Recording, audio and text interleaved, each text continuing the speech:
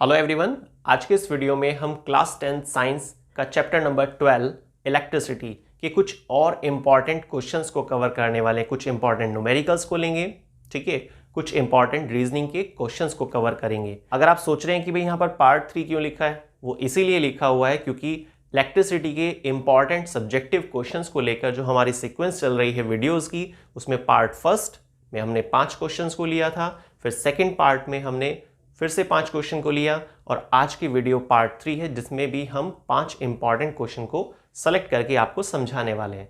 तो जुड़े रहिए साइंस वर्ड चैनल पर। मेरा नाम तुषार भारद्वाज और चलिए स्टार्ट करते हैं आज के वीडियो को। Question number 11, when two resistors of resistances R1 and R2 are connected in parallel. किस तरह से अरेंज है? दो रेजिस्टर R1 और R2 पैरेलल में अरेंज है। स्टार्टिंग की दो लाइनों में जो मेन वर्ड है वो क्या है? पैरेलल। तो दो रेजिस्टर जिनकी कैपेसिटी को हम क्या बोलते हैं? रेजिस्टेंसेस, जिनके लिए सिंबल क्या यूज किया गया? R1 और R2, इनको पैरेलल में अरेंज किया हुआ है। ठीक है, पैरेलल के लिए फॉर्मूला क्या होता है? 1/RP is equal to 1/R1 and 1/R2। ये दिया हुआ है, लेकिन इसका नेट रेजिस्टेंस कितना है? इसकी वैल्यू आपको दे दी है 3 ओम। ओम किसकी यूनिट होती है? रेजिस्टेंस की। अगर आप कंफ्यूज हो रहे हैं कि भाई रेजिस्टर और रेजिस्टेंस क्या है, रेजिस्टर एक डिवाइस होता है, उसकी प्रॉपर्टी को क्या बोलते हैं? रेजिस्टेंस। ठीक है, तो रेजिस्टेंस का मतलब प्रतिरोधकता, हिंदी में इसको प्रतिरोधकता कहा जाता है। ठीक है, तो रेजिस्टेंस किसी रेजिस्टर की एक प्रॉपर्टी होती है। ठीक है, दो रेजिस्टर लगे हुए हैं R1 और R2। क्लियर? वैल्यूज नहीं दी है, सिंबल्स दिए हुए हैं, लेकिन ये बोला गया कि जब आप इन दोनों को R1 और R2 को पैरेलल में अरेंज करते हैं ना, तो नेट रेजिस्टेंस कुल मिलाकर जो टोटल रेजिस्टेंस आता है वो 3 ओम है। तो पहले हम इसको सॉल्व करते हैं, साथ साथ लेते रहते हैं इसको, है ना, थोड़ा क्लियर रहेगा। 1/RP is equal to R1 plus R2 divide by R1 R2। ठीक है, फ्लिप कर देंगे इसको vertically. RP is equal to R1 R2 R1 plus R2। ठीक है, तो ये हमने सॉल्व कर लिया यहां पर। क्लियर? तो RP इज इक्वल टू कितना हुआ? R1 R2 divide by R1 plus R2। और आपको मालूम है सेकेंड लाइन में देखिए क्या लिखा है? नेट रेजिस्टेंस वो कितना है? 3 ओम है। जो कुल मिलाकर रेजिस्टेंस आता है वो 3 ओम है। ठीक है, अब next case, when connected in series, अगर आप सीरीज में कनेक्ट करते हैं तो कितना है? इट्स अ वैल्यू इज 16 ओम। अगर आप R1 R2 को पैरेलल में रखेंगे तो टोटल वैल्यू कितनी है? 3 ओम। लिख लेते हैं इसको यहां पर। 3 ohm is equal to R1 R2 R1 plus R2। अब सीरीज वाला केस कितना दिया हुआ है? R1 plus R2 is equal to 16 ohm. ठीक है, इसको मार्क कर लेते हैं। First equation, second equation. ठीक है, अब आप सोचिए हमारे से क्या पूछ रहा है क्वेश्चन में फाइनली कि R1 R2 की वैल्यूज को फाइंड करना है, कितनी वैल्यू होंगी। तो ये एक तरह से अब मैथ्स का पार्ट शुरू हो गया है। देखिए अब हम क्या कर सकते हैं, ये जो R1 R2 है ना यहां पर फर्स्ट इक्वेशन में, इसके प्लेस पर हम 16 रख सकते हैं ना। ठीक है, क्योंकि यहां पर दिया हुआ है कि अगर सीरीज में है रेजिस्टेंस कौन से? R1 और R2, तो वैल्यू कितनी है? 16 ओम है। तो हम यहां पर इस वैल्यू को पुट कर देंगे तो कितना हो जाएगा? देखिए लाइन लिख लेते हैं यहां पर, by use of second equation in first equation. अब आप वैल्यू पुट कर देंगे, 3 is equal to R1 R2 divide by 16। Simplify करेंगे इसको तो R1 R2 is equal to 48, इतना आ गया है, ठीक है ना। अब हमें क्या करना है, R1 R2 की वैल्यू फाइंड करनी है। सोचिए अगर मैं यहां पर R2 की कुछ वैल्यू को पुट कर देता हूं, है ना, यहां से निकाल कर। कैसे निकालेंगे, अगर आप R2 कैलकुलेट करना चाहते, देखिए कोई बाउंडेशन नहीं है, आप R2 पुट कर सकते हैं या फिर R1 भी कर सकते हैं, वो आपकी मर्जी है। तो मैं यहां से R2 की वैल्यू निकालता हूं तो कितना बनता है ये, R2 इज इक्वल टू, ये इधर जाकर माइनस का हो जाएगा तो 16 माइनस R1,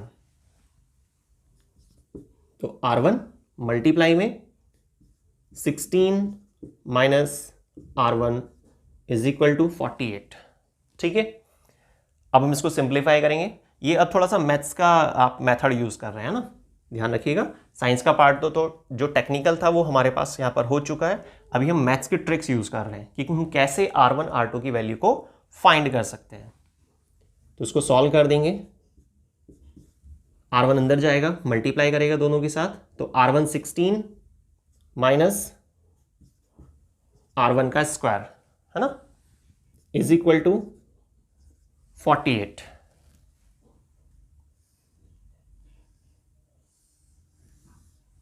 इधर सॉल्व कर लेते हैं इसको।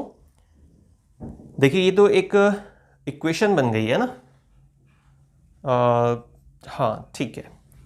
इसको हम थोड़ा सही तरीके से लिख लेते हैं। R1 का स्क्वायर माइनस में था प्लस R1 16, ठीक है। अब इसको इधर ले आते हैं, माइनस का 48 इज इक्वल टू 0, ठीक है। माइनस साइन आपको पता है ना, हटाने का तरीका क्या होता है, LHS RHS में माइनस की मल्टीप्लाई कर दीजिए, ऐसा लिख सकते हैं आप। तो कितना हो जाएगा, R1 का square plus minus R1 16 plus 48 is equal to 0। अब हमें इसके फैक्टर करने हैं। देखिए ऐसे डिजिट्स के बारे में सोचिए जिनको हम आपस में अगर मल्टीप्लाई करें तो 48 आ जाए, है ना, और उनको ऐड या सब्सट्रैक्ट करने के बाद 16 आ जाए, ठीक है। तो कितना हो सकता है, 12 और 4, ठीक है। मैं देखिए यहाँ पर रफ में करके दिखाता हूँ आपको।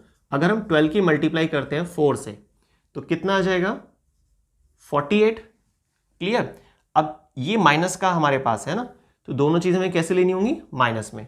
तो माइनस माइनस कितना हो जाएगा मल्टीप्लाई वाले सेक्शन में, प्लस का हो जाएगा, 48 भी आ जाएगा हमारे पास। और जब हम इसको वैसे सॉल्व करेंगे मिडिल पार्ट के लिए, ठीक है, तो कितना बन जाएगा ये, माइनस का 16। तो इसी का हमें यूज करना है। यहां पर लिख लेते हैं, R1 का square minus 12 R1 minus 4 R1 plus 48, इसको हटा देते हैं यहां से, इज इक्वल टू 0, ठीक है। नेक्स्ट स्टेप में आते हैं। R1 हमने कॉमन लिया, ठीक है, और अंदर कितना बचेगा, R1 माइनस 12, क्लियर। अब यहां से माइनस का 4 कॉमन लेते हैं, R1 बचेगा, माइनस माइनस प्लस होता है, ठीक है, और 12 आ जाएगा यहां पर, इज इक्वल टू 0। ये दोनों पार्ट सेम होने चाहिए, पता है आपको मैथ्स के रूल्स के अकॉर्डिंग। अब हमें क्या करना है, इसको थोड़ा और सिंप्लीफाई कर देंगे। R1 माइनस का 12 इज इक्वल टू में 0, ठीक है। तो वैल्यूज कितनी कितनी आएंगी अगर हम इसको देखते हैं यहाँ पर, तो R1 इज इक्वल टू 4 आ सकता है या फिर 12 आ सकता है। तो 4 ओम और 12 ओम।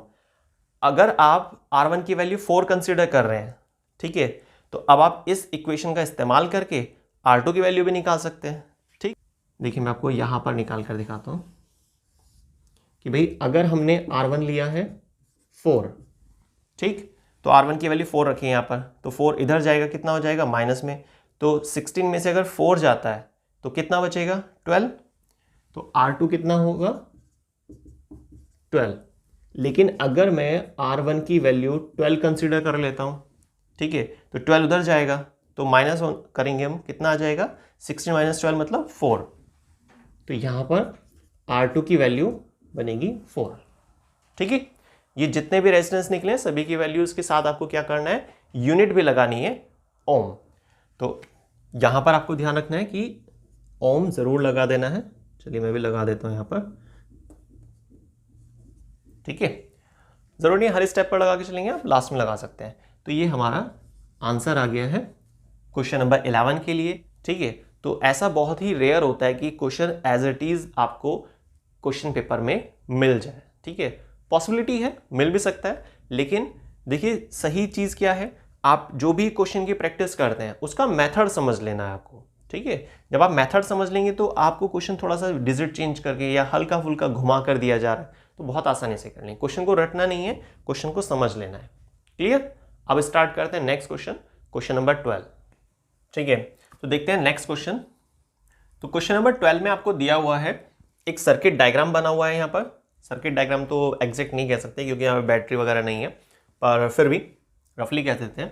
तो एक सर्किट डायग्राम है जिसमें कुछ पॉइंट्स डले हुए हैं, ए पॉइंट और बी पॉइंट। इनको आपको खास तौर से ध्यान देना है क्योंकि क्वेश्चन में यही पूछ रहा है, find the total resistance between A and B. तो ए और बी के बीच में टोटल जो रेजिस्टेंस है वो आपको फाइंड करना है, ठीक है। अब आप ध्यान से देखिएगा, ये जो डायग्राम आपको बड़ा कंफ्यूजिंग सा लग रहा है ना, तो ये बहुत ही इजी डायग्राम है। आपको क्या करना है, ये जो दो एक्सट्रीम एंड्स है ना, इसको पकड़कर सोचिए आप थोड़ा सा हाइपोथेटिकली कि भाई ये ऐसे कर दिया हमने, इसको इस तरह से पकड़कर। जब हम इसको ऐसे पकड़कर खींचेंगे ना तो ये डायग्राम कुछ इस तरीके से बन जाएगा।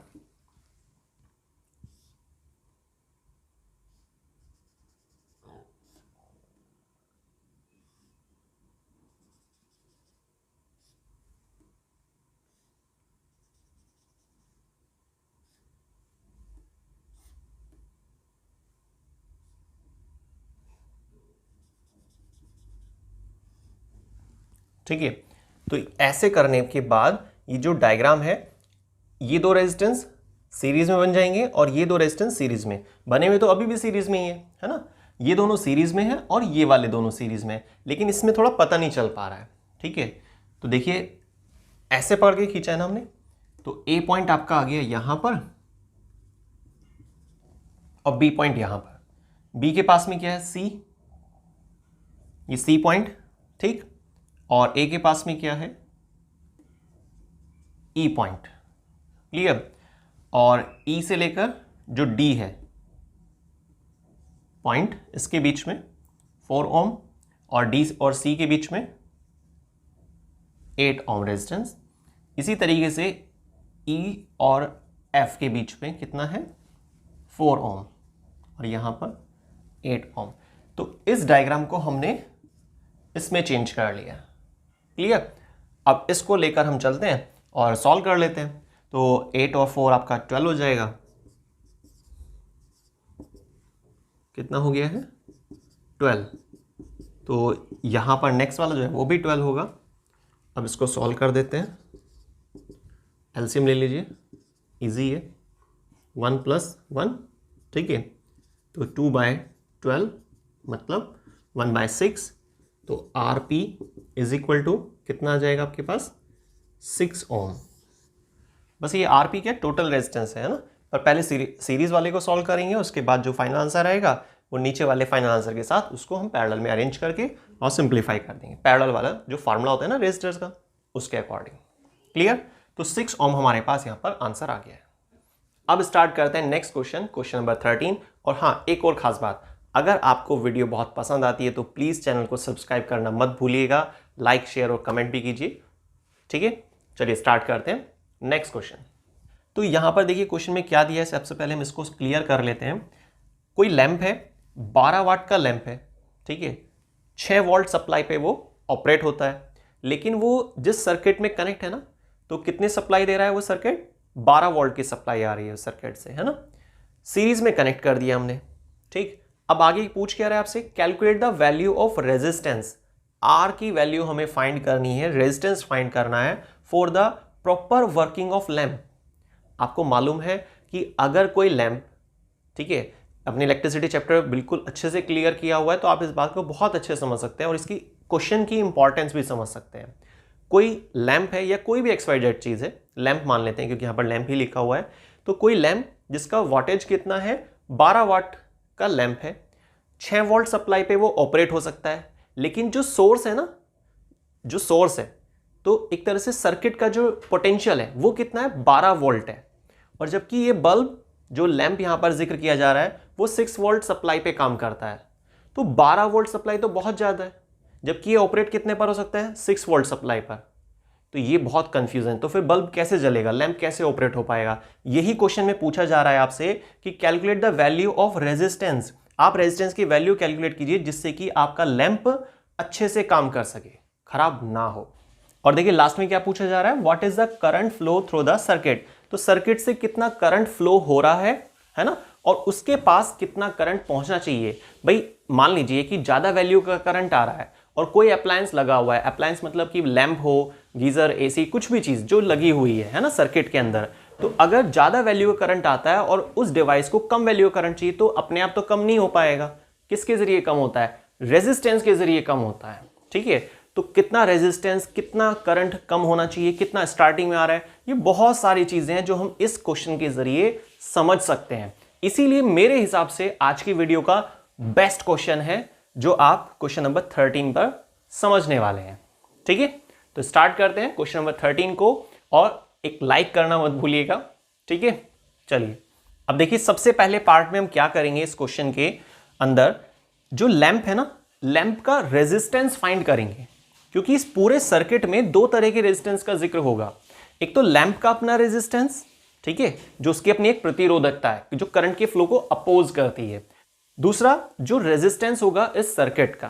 क्लियर, तो अब हमें दो रेजिस्टेंस में से सबसे पहले हम कौन सा रेजिस्टेंस फाइंड करने वाले हैं, लैंप का अपना रेजिस्टेंस। ठीक, अब लैंप का जो अपना रेजिस्टेंस है उसको फाइंड करने के लिए हमें क्या चाहिए, वोल्टेज चाहिए, वो तो दी हुई है, ठीक है बात, लेकिन हमें करंट भी चाहिए कि भाई कितना करंट आ रहा है लैंप से जो गुजर रहा है ना, लैंप को कितने करंट की आवश्यकता है ये भी हमें मालूम होना चाहिए। क्योंकि अगर हमें करंट की वैल्यू पता होगी, वोल्टेज पहले से दी हुई है, पोटेंशियल डिफरेंस पहले से दिया हुआ है, तो हम बहुत आसानी से लैंप का रेजिस्टेंस फाइंड कर सकते हैं। क्लियर, अब देखिए किस तरह से करेंगे हम उसको। पहले तो जो दिया हुआ है ना उसको लिखते हैं। पावर कितनी दी हुई है, 12 वॉट। ठीक है, वोल्टेज, पोटेंशियल डिफरेंस कितना दिया हुआ है, 6 वोल्ट। अब इसकी मदद से हम क्या निकाल सकते हैं, एक फॉर्मूला होता है इलेक्ट्रिसिटी की जो प्लेलिस्ट आपको हमारे चैनल साइंस वर्ड चैनल पर मिलेगी, वहां पर आप देखेंगे कि कुछ फॉर्मूले को लेकर भी वीडियोस बनी हुई हैं। तो आप वहां से सारे फॉर्मूले, अगर आपने रिवाइज किए हो तो बहुत अच्छी बात है, और प्लीज अगर आपने रिवाइज नहीं किए तो आप वहां से जाकर एक बार रिवाइज कर सकते हैं। ठीक है, अब देखिए फॉर्मूला क्या होता है, P is equal to V into I. यहां से अगर मैं I कैलकुलेट करना चाहता हूं तो कैसे लिखेंगे हम उसको, P डिवाइड बाय V।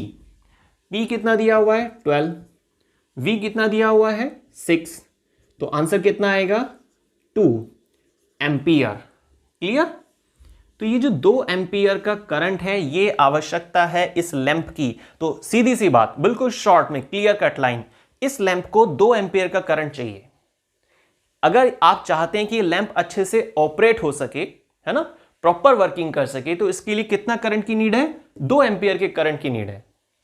लेकिन क्या सच में 2 एम्पियर का करंट ही आ रहा है या ज्यादा करंट आ रहा है, इसको अभी हम आगे सॉल्व करेंगे, आगे देखेंगे कि भाई क्या है इसमें एक्चुअल में लाइन। ठीक है, पर फिलहाल इतनी बात क्लियर हो गई आपको कि लैंप को कितने करंट की आवश्यकता है, 2 एम्पियर के करंट की। अब लैंप का अपना रेजिस्टेंस कितना है उसको फाइंड करते हैं। इसके लिए आप फॉर्मूला लिखेंगे V is equal to I R.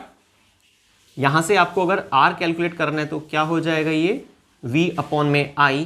V कितना मतलब पोटेंशियल, V मतलब पोटेंशियल डिफरेंस 6, और I कितना 2, तो ये आ गया 3 ओम। ये लैंप का रेजिस्टेंस हुआ और ये करंट हुआ। इतने करंट की नीड है इस लैंप को अच्छे से प्रॉपर तरीके से वर्किंग के लिए, और इस लैंप का रेजिस्टेंस कितना है 3 ओम। अगर हम सोर्स से इस लैंप को डायरेक्टली कनेक्ट कर देते हैं तो कितना करंट आएगा, एक बार वो चेक करते हैं कि क्या सच में बैक साइड से जो करंट आ रहा है, सोर्स जो करंट प्रोवाइड कर पा रहा है वो 2 एम्पियर ही है या ज्यादा है। उसके लिए देखिए एक फॉर्मूला लिखेंगे, V is equal to I R, I निकालने के लिए कितना हो जाएगा, V अपॉन R। ठीक है, अब V क्या है, पोटेंशियल डिफरेंस है, वोल्ट पर कौन सा लें हम, 6 वोल्ट या 12 वोल्ट।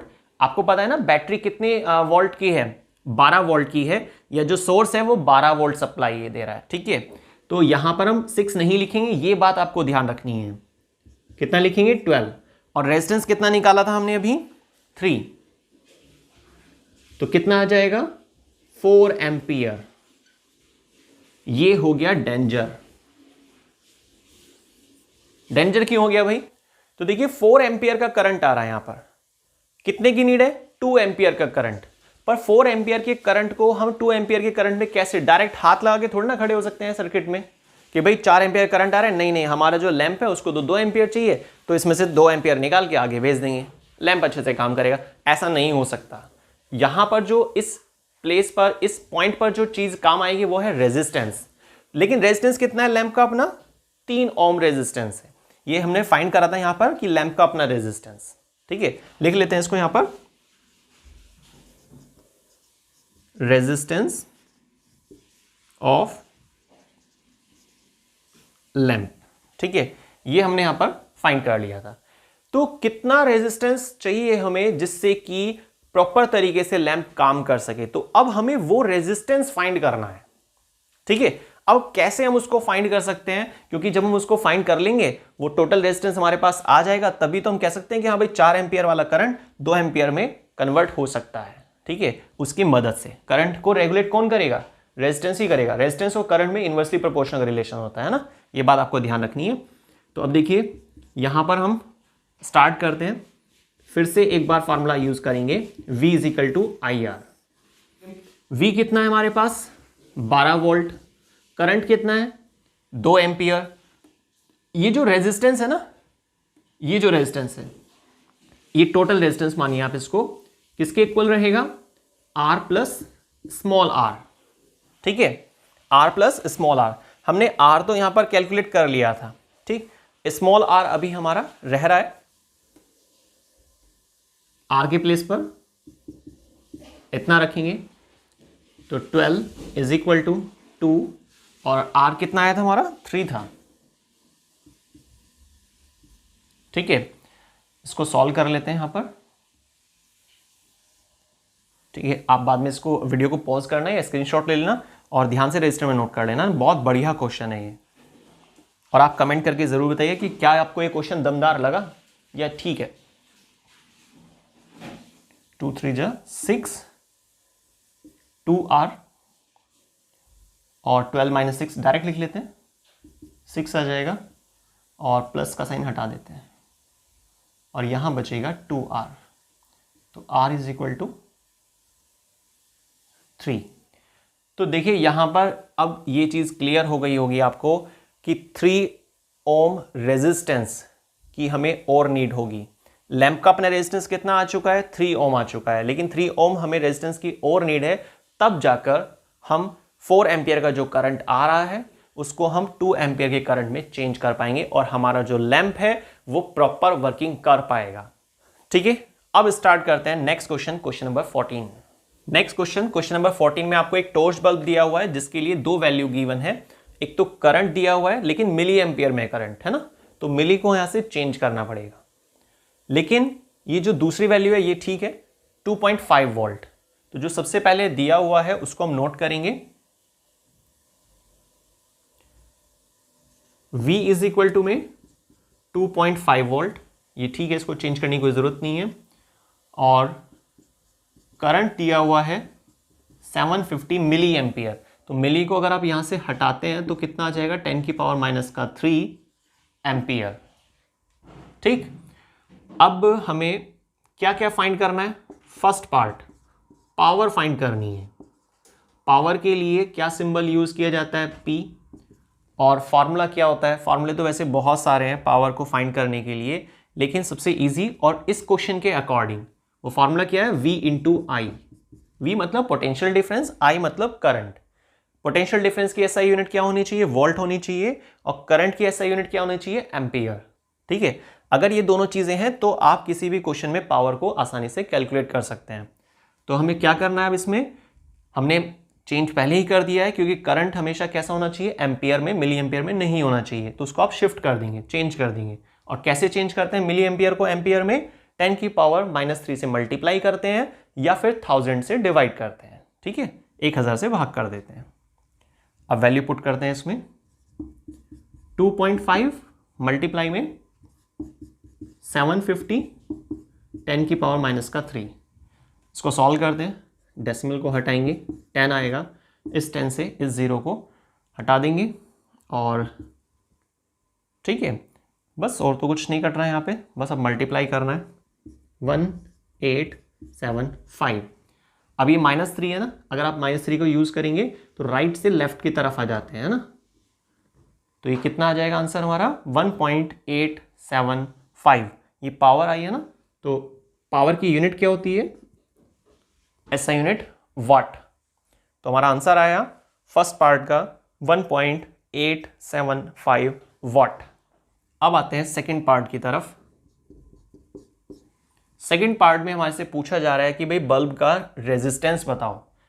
जो ये टॉर्च है ना, टॉर्च में जो बल्ब लगा है इसकी रेजिस्टेंस वैल्यू हमें फाइंड करनी है, ठीक है। अब रेजिस्टेंस फाइंड करने के लिए लिख लेते हैं पहले इसको। रेजिस्टेंस के लिए सिंबल क्या होता है, R। आपको पता है सबसे एक इजी फॉर्मूला है जो ओम एक साइंटिस्ट के द्वारा दिया गया था, और वो क्या था, V = IR। तो अगर आप V = IR फॉर्मूले में से R कैलकुलेट करते हैं तो कितना हो जाता है, V/I, V/I। यहां पर V क्या है, पोटेंशियल डिफरेंस, I क्या है यहाँ पर, करंट।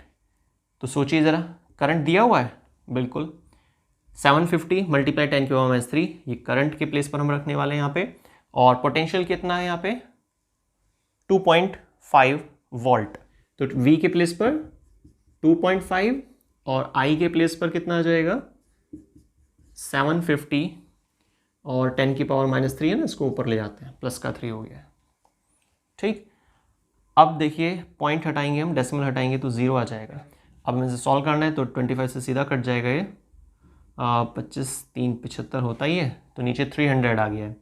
2 0 से 2 0 को हम यहाँ पे कट कर सकते हैं, तो कितना बचेगा, ऊपर 10 और नीचे 3, तो इसको बस डिवाइड करना है अब हमें। तो 3.3 ओम, ये हमारे पास आंसर आ गया है सेकेंड पार्ट के लिए। ये फर्स्ट पार्ट और ये सेकेंड पार्ट। अब आते हैं थर्ड पार्ट पर, एनर्जी कितनी कंज्यूम की जा रही है। ये जो टॉर्च बल्ब है ना, ये जो आप टॉर्च का इस्तेमाल कर रहे हैं, अगर आप 4 घंटे के लिए इस्तेमाल करते हैं तो कितनी एनर्जी कंज्यूम करेगा ये, ठीक है। ये जो आपका डिवाइस है, मतलब जो टॉर्च है। तो जब आप एनर्जी की बात करते हैं ना, क्वेश्चन में जब भी आपसे पूछता है एनर्जी कितनी कंज्यूम कर रहा है, तो वहां पर हमेशा एक ही फॉर्मूला काम आता है, सिंबल इसका E होता है, और फॉर्मूला क्या है, पावर इनटू टाइम, ठीक है। पावर कितनी दी थी हमें, अच्छा पावर तो हमने कैलकुलेट की थी है ना, ठीक है, 1.875 वाट, लेकिन हमें तो किलोवाट में चाहिए ना, तो हम इसको 1000 से डिवाइड करेंगे। और टाइम कितना दिया हुआ है, टाइम ठीक है 4 आ रहा है ना। अब इसको सॉल्व करना है बस, 1.88 कंसिडर करेंगे और नीचे 1000 मल्टीप्लाई बाय 4।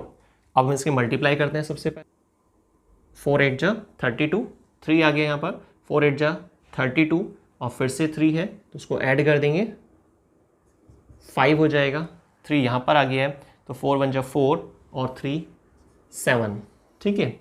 ये डेसिमल है, डेसिमल को अगर मैं हटा देता हूँ तो नीचे कितनी जीरोज हो जाएंगी, 4 जीरोज हो जाएंगी।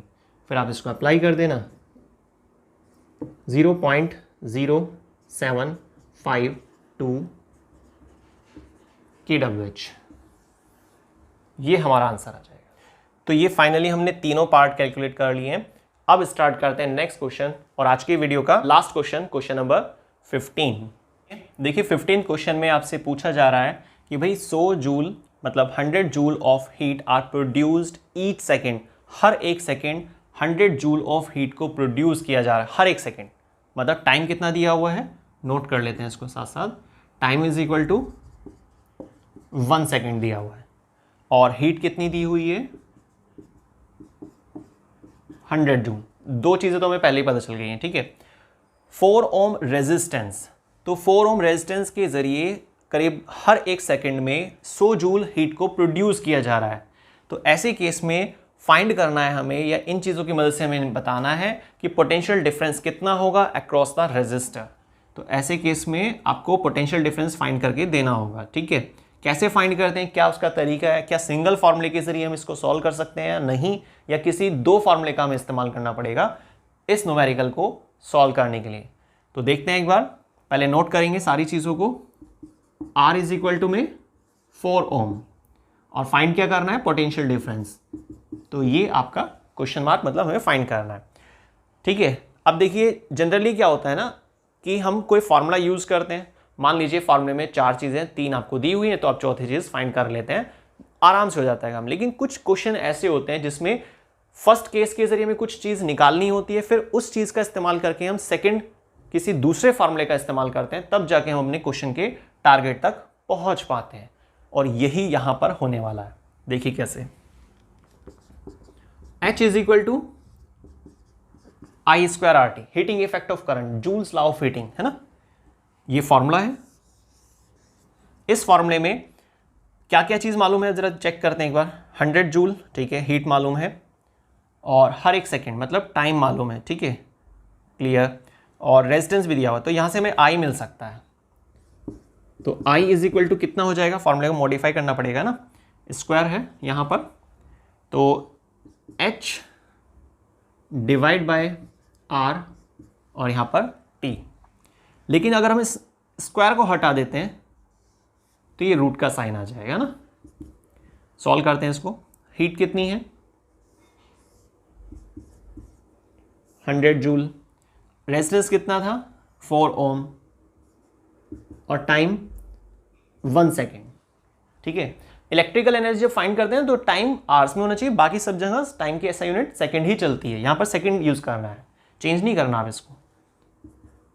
तो कितना आ जाएगा, इसका रिडक्शन हो जाएगा तो 25, और फाइनली 5 में 5 एम्पियर आ जाएगा। करंट हमने निकाल लिया है।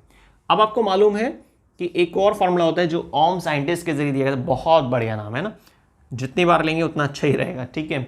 साइंटिस्ट का एक जो टॉपिक है वो भी क्लियर हो जाएगा, और बाकी भी बहुत सारे फायदे हैं, बहुत ज़्यादा फायदे हैं। तो V इज इक्वल टू में IR, ठीक है। अब V हमें मालूम है क्या, नहीं, V तो हमें फाइंड करना है, ठीक है। अब देखिए I कितना है 5 एम्पियर, मल्टीप्लाई R कितना था 4, तो कितना आंसर आ जाएगा 20, तो 20 वोल्ट, ये आंसर हुआ। तो आज की वीडियो में हमने 5 इंपॉर्टेंट क्वेश्चन को सेलेक्ट किया और आपको समझाया कि भाई कैसे किस क्वेश्चन को सॉल्व किया जा सकता है, क्या तरीका हो सकता है, किस तरह से फॉर्मूले को यूज करना होता है। फॉर्मूला अगर डायरेक्ट अप्लाई नहीं हो पा रहा है तो कैसे हम उसे अप्लाई कर सकते हैं, अगर हमें इसे जरूरत है मॉडिफाई करने की तो कैसे मॉडिफाई करते हैं, ठीक है। फर्स्ट पार्ट में भी हमने 5 क्वेश्चन को डिस्कस किया था, सेकेंड और थर्ड पार्ट में 5 क्वेश्चन को डिस्कस किया। हमारी जो नेक्स्ट वीडियो आएगी वो भी इलेक्ट्रिसिटी चैप्टर के इंपॉर्टेंट क्वेश्चन पर बेस्ड होगी, उसमें हम 5 और इंपॉर्टेंट क्वेश्चन कवर करेंगे। तो टोटल आपके पास 20 क्वेश्चन हो जाएंगे। चैप्टर आपको क्लियर करना है, न्यूमेरिकल्स के लिए जो फॉर्मूले होते हैं वो आपको लर्न करने हैं, और जितने भी पैटर्न है, मान लीजिए कि इलेक्ट्रिसिटी चैप्टर में 6 अलग अलग मेथड दिए हुए हैं, तो उन 6 के 6 मेथड पर आप 2-2 क्वेश्चन कर लेंगे, तो ये टोटल 3 चीजें हो गई। चैप्टर की फुल डिटेल, न्यूमेरिकल्स के लिए फॉर्मूले आपको लर्न है, और डिफरेंट पैटर्न पर आपने 1-1, 2-2 क्वेश्चन की प्रैक्टिस कर लिए। तो इन तीनों चीजों को मिलाकर आपका ये चैप्टर 101% खत्म होता है, ठीक है, बिना कंफ्यूजन के। और यही हमारी कोशिश भी है। तो नेक्स्ट वीडियो में हम मिलेंगे अगले 5 इंपॉर्टेंट क्वेश्चंस के साथ, जिसमें हम मंथली जो बिल आता है उसको हम कैसे सॉल्व कर सकते हैं, इस टाइप के न्यूमेरिकल्स को भी डिस्कस करेंगे। तो वीडियो को शुरू से लास्ट तक देखने के लिए बहुत बहुत धन्यवाद, और लाइक शेयर सब्सक्राइब करना मत भूलिएगा। थैंक्स।